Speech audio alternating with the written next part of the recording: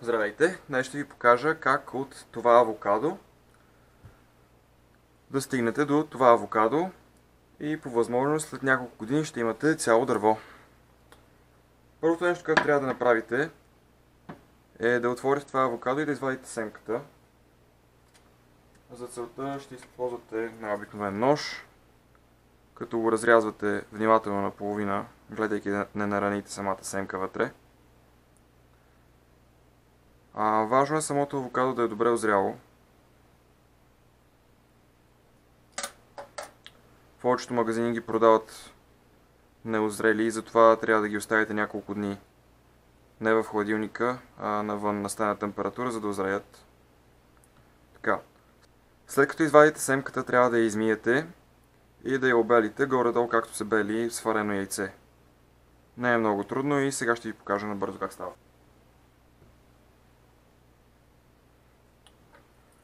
За да я обелите по-лесно, в случая аз ще използвам подобно на скалпел, ножче, за да мога леко да отрежа.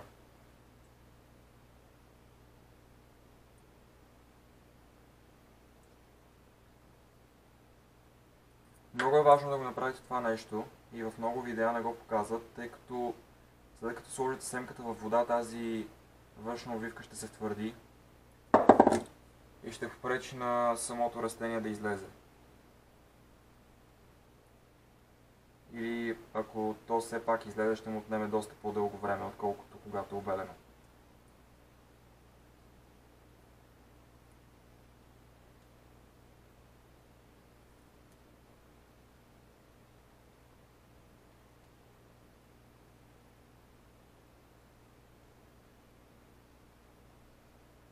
Не е толкова трудно, просто трябва да имате по-големи ногти.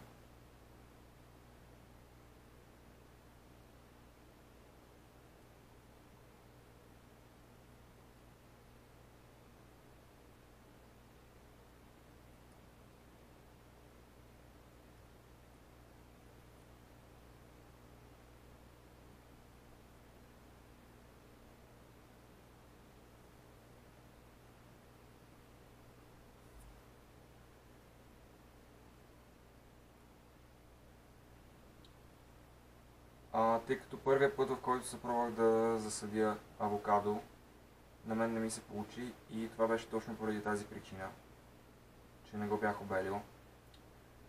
Както виждате, тук отстрани има няколко, които съм засадил. Тези са на около 1 месец всичките, включително и това. Всъщност това го засадих, то не е засадено, но е сложено във вода около 2 седмици преди да сложа ето тези двете. Но причината, поради която тези двете са доста по-големи, е, че това не го бях обелил и го обелих в последствие. И ето, в момента може да видите, че си е пуснало доста добра коренова система. Сцепило се по средата и вече ще започне да расте и то.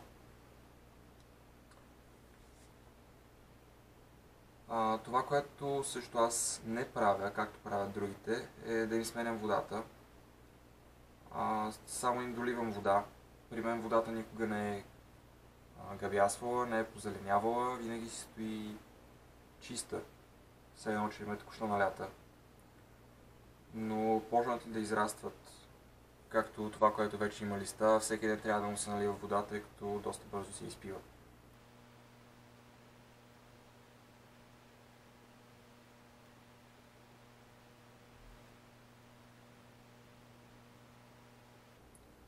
Може би на жените, които ще гледат това видео, ще им е доста по-лесно да го изпълнят тази част.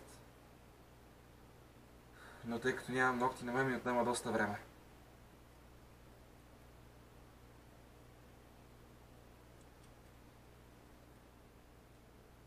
Така, след като го обелите, трябва да го измиете отново.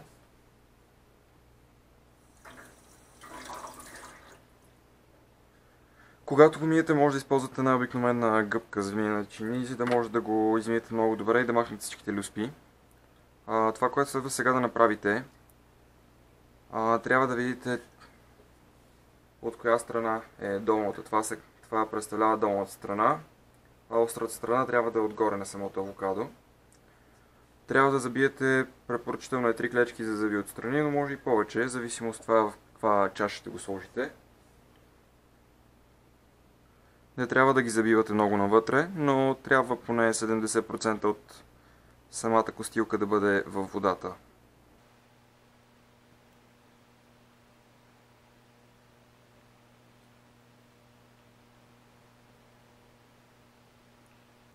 След като вече сте забили клечките за зъби в костилката, ще ви трябва една чаша. За случая аз ползвам пластмасови чаши, може да използвате и стъклени чаши,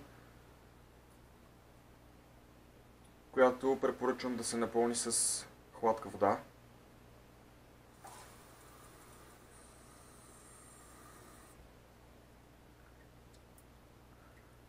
И единственото, което вече ви остава, е да поставите авокадото в водата и да чакате то да порасне.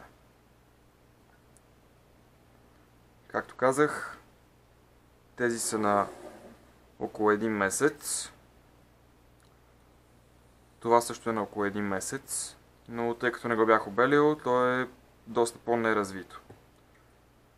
Това тук, както виждате, самата костилка е доста малка.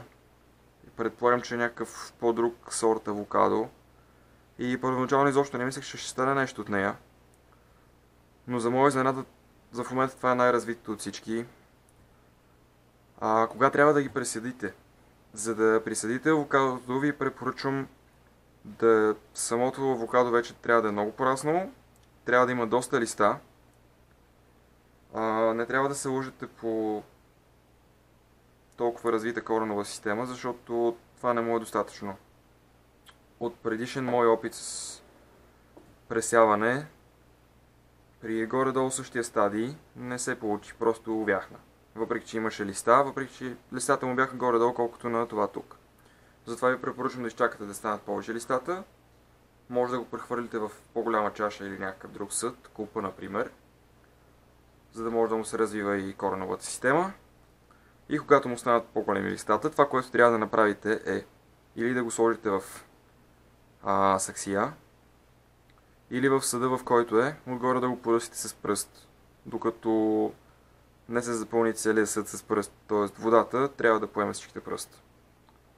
Това беше от мен, надявам се видеото да ви е харесало.